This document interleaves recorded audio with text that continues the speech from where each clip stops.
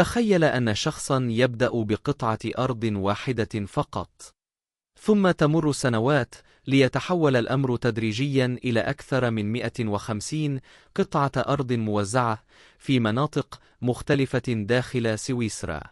والأغرب من ذلك أنه لم يتوقف عند امتلاك الأراضي فقط، بل ظهرت عملة خاصة وشعارات وتاج ومشروع كامل يحمل هوية خاصة به. لكن هل نحن أمام قصة استثمار عادية؟ أم أمام فكرة تحولت مع الوقت إلى شيء أكبر بكثير مما كان متوقعا؟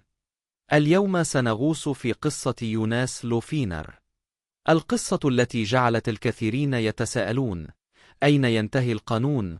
وأين تبدأ الفكرة؟ في عالم اعتدنا فيه أن ترتبط الإمبراطوريات بالجيوش والقلاع والحدود السياسية، ظهرت في سويسرا قصة مختلفة تماما. قصة لا تقوم على الحروب ولا على القوة التقليدية، بل على الأوراق القانونية وسجلات الأراضي وقراءة دقيقة للنصوص والوثائق الرسمية. وراء صورة رجل يظهر أحيانا بزي رسمي وتاج ذهبي يوجد مشروع أثار اهتمام الكثيرين. يتعلق الأمر بيوناس لوفينر، المعروف أيضا باسم يونس، والذي قام بتوثيق مشروع يحمل اسم إمبراطورية لوفينر، وهو مشروع يقوم على بناء محفظة واسعة من الأراضي والعقارات الخاصة. لكن لفهم هذه القصة علينا العودة قليلا إلى البداية.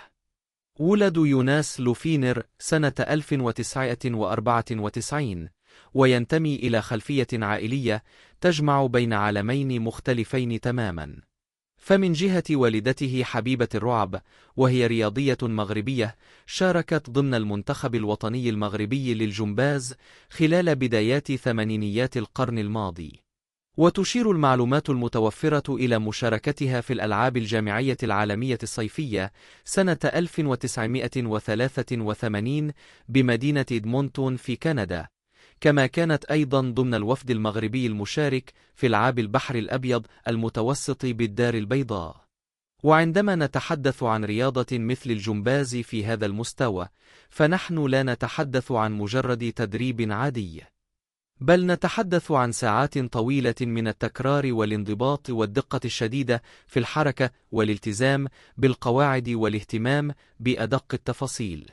أحيانا قد تحدث حركة صغيرة جدا فرقا كبيرا، وقد يغير تفصيل واحد النتيجة بالكامل.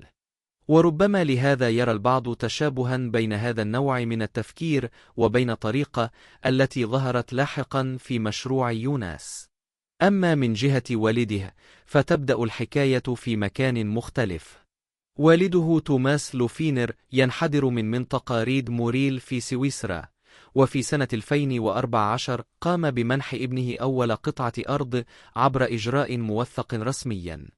وربما بالنسبة لكثير من الناس قد تبدو قطعة أرض واحدة أمرا بسيطا جدا، لكنها في بعض الأحيان تكون بداية كل شيء، لأن تلك القطعة لم تكن مجرد أرض فقط، بل كانت نقطة انطلاق لمسار مختلف.